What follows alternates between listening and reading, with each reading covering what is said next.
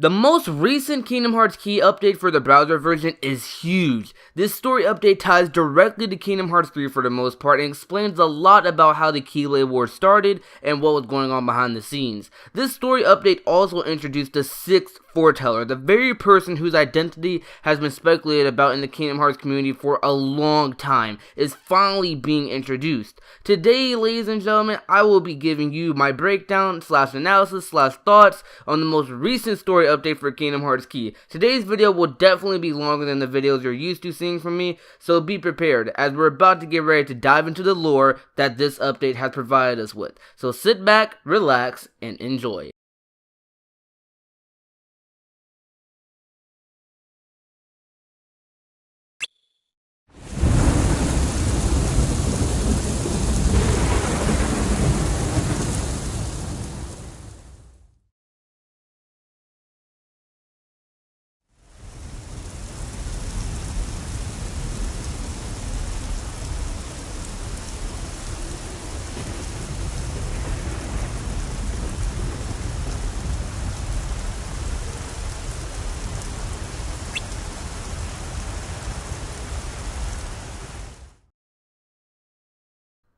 So right off the bat, things get extremely interesting. Your player is right in the middle of the Keyblade graveyard, lying on the ground surrounded by lifeless Keyblades that used to be filled with power. It's almost as if a war has taken place. Could your player have been the only survivor of this Keyblade War, assuming that's what just happened? Towards the end of the scene, a text box appears saying, "I thought the end would be a horrific scene where the whole world burnt away to nothing," implying that the end has already happened. At the beginning of the scene, there's subtitles that say a few months later, foreshadowing events that have yet to come. Another thing I'd like to point out are the spinning / floating hearts that are in the scene, where your player is lying on the ground. Whether this is for effect or has a deeper meaning is left to be determined, but it's something that I feel a need to point out because it's something that could become relevant in the future.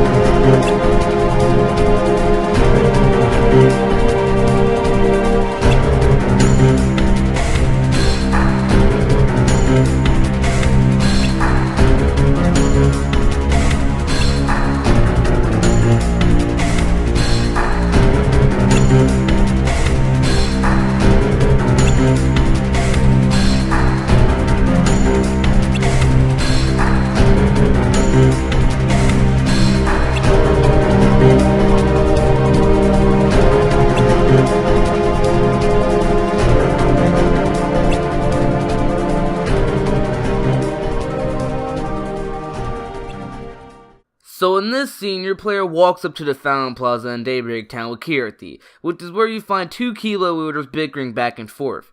Kirthi tells you to leave them be, and that this has been happening way too often lately, and asks what will become of us. The two wielders then summon their Keyblades. Ignoring what Kirthi told you, once the wielders try to attack each other, you rush in and block the collision. Kirthi then rushes over as well and says, "How could you raise your Keyblade against another ally?" They then start bickering again, blaming each other's units for stealing Lux, while accusing each other's units of being their traitors. Kirthi then says, "Even if we're from different unions, fighting is wrong." One of the wielders tells Kirthi to stay out of it. Skull then rushes in trying to calm down the two wielders, telling them that our enemies are the dark monsters. Keyblades are not something to be raised against human beings. One of the wielders then responds by saying anyone stealing light is a creature of darkness. Other wielders start approaching, saying the fight's already started. So the Keyblade wielders are fighting over light, each unit trying to collect more Lux or light than the other. This situation connects to a cutscene in Kingdom Hearts 1 with Kyrie's grandma about how people way back wanted to keep the light for themselves. This seems to be what's happening in this scene where the two Keyblade wielders are fighting. Anyways, let's move on to the rest of the scene.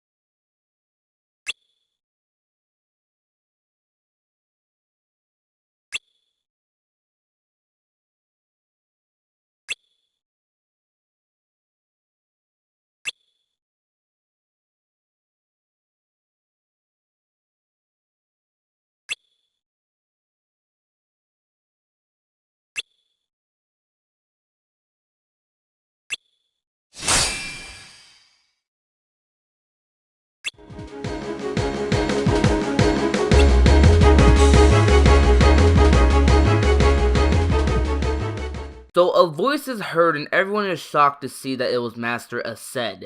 Master Aced, who seems to have been eavesdropping, comes in and states that a strong union is determined by justice itself, and he believes that this can only be proven in battle. Scold sorta objects to this, and then Aced accuses Scold and some of the other players of being part of the Dandelions. Your player then walks up to Aced and says, "I'm not a Dandelion." He then asks, "What's your union?" You respond and you both summon your Keyblades. So Aced, from the looks of it, is testing your player's strength.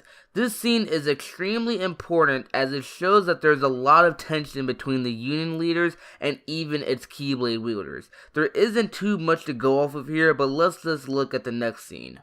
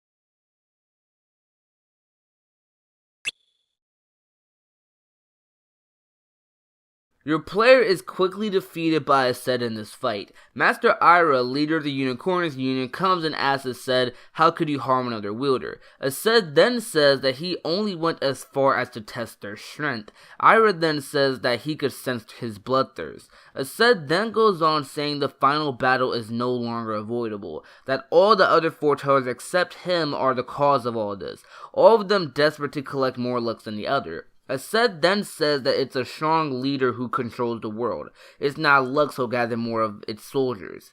He thinks there only needs to be one leader. He then says he'll banish the 4 others and unify everyone under him. Ira says he is overestimating himself, and that he'll show him how pride comes before a deadly fall. Aced then says he'll be waiting at the land of the final battle, and walks through a corridor of light. Could the land of this final battle be the Keyblade graveyard, or is it someplace else? All the other Keyblade wielders then leave except for Scold and your player, and of course Kiriti. Scold asks Ira what's going to happen. Ira says the agreed time that Ava has been telling them about is coming. Scold then says that Lady Ava said there will be no victor, so why is he fighting? Ira then says that so a victor isn't born, and that they best prepare themselves. Your player then passes out, so the final battle is no longer avoidable. Is this battle the same Keyblade War that we've been hearing about since Birth by Sleep, or is it a different battle? Reason I bring this up is because in Birth by Sleep, Xehanort told us the Keyblade War started so the Keyblade would be forged.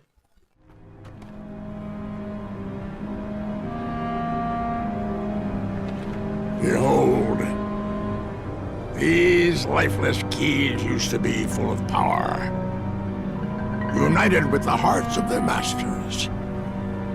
On this barren soil, Keyblades of light and darkness were locked in combat, as a great Keyblade war raged. Countless Keyblade wielders gave up their lives, all in search of one ultimate key.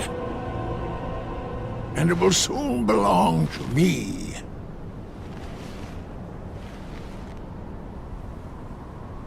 Keyblade! Yet, from what we just saw, this war is starting on more, I guess you can say, different reasons. I'll discuss a lot more about what I just said in a second, as it may connect to a scene that we're going to see later. This war looks like it's pretty much a conflict between Keyblade wielders. It doesn't seem as if they're going after a specific goal. But that's just something that I wanted to bring up because it may come into play later. Anyway, let's continue.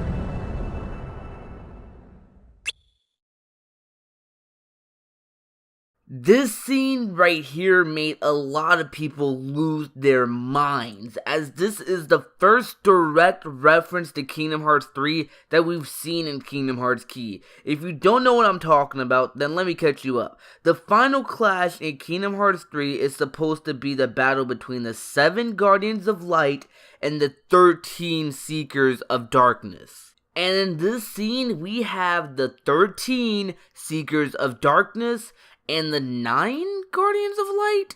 A lot of people like to speculate about who the other 2 people are, but I just think it's Dawn and Goofy because that would make the most sense, as Dawn and Goofy don't often leave Sora's side when it comes to fighting. This scene is directly foreshadowing the final battle that's supposed to happen in Kingdom Hearts 3, and that's why this scene is such a big deal. Another thing I would like to mention is that the Keyblades that are surrounding your player are in fact the Keyblades that you collect throughout your time playing through Key, which sort of confirms that those Keyblades do in fact belong to the fallen Keyblade wielders of Daybreak Town. Then there's the bright light that shines down on your player. My 2 guesses on what this bright light is are that it's either the Keyblade or it's Kingdom Hearts itself. There's no way for us to confirm what it is yet, so I'll now move on.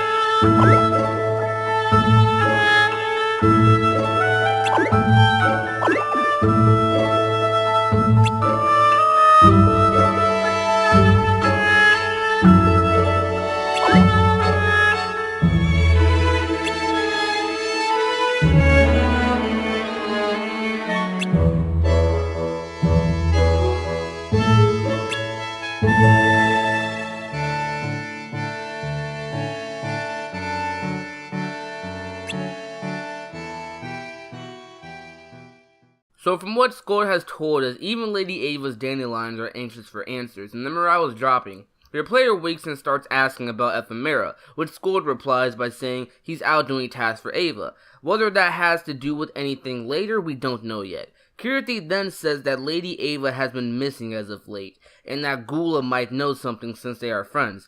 Then they go leave and look for Gula. Kirti mentions that the foretellers have changed. I don't exactly know what to say about that, but it's definitely something to take note of, as it could become a key statement down the line.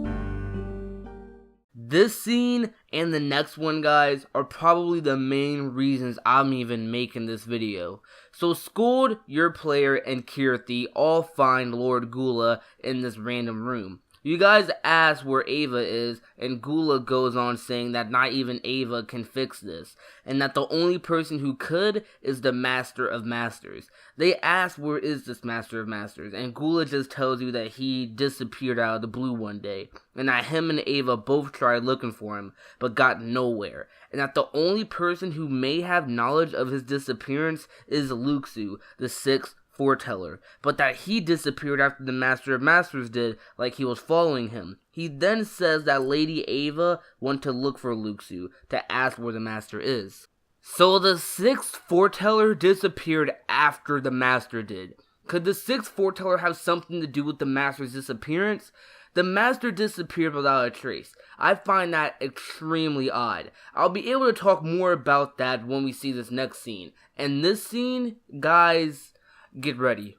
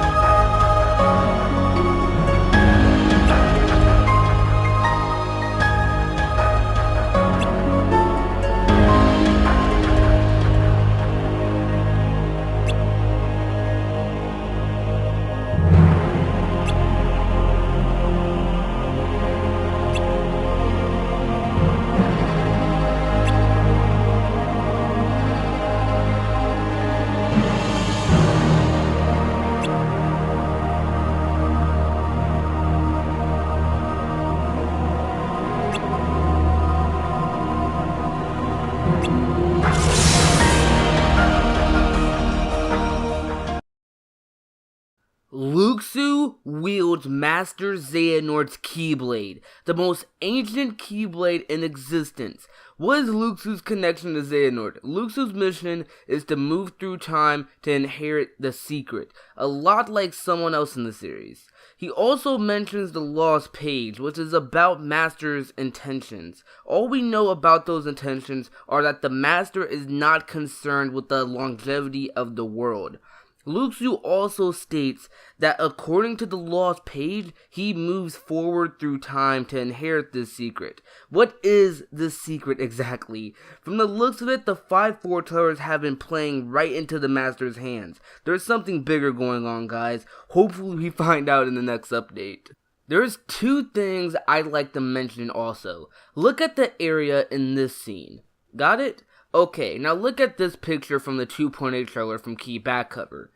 These backgrounds are relatively the same, meaning that person standing on the cliff is the 6th foreteller, Lord Luxu. But didn't Nomura state that the person in the black coat is the Master of Masters? So there is 2 people in the black coat? Well, that connects to this next photo. A user by the name AzureAces, a good friend of mine, pointed out that the zippers on these 2 pictures are different. So maybe there actually are 2 people in the black coat. We'll just wait and see. Anyways though guys, if you sat down through this entire video, from the bottom of my heart, thank you. I put a lot of work into this video, so I'd appreciate it if you guys shared it and left a like. I want this video to do really well, so I'm going to need your guys' help to make that happen. So anyways guys, that's pretty much sums up today's video. Once again, thanks for watching. I'm Prodigy, and peace out guys.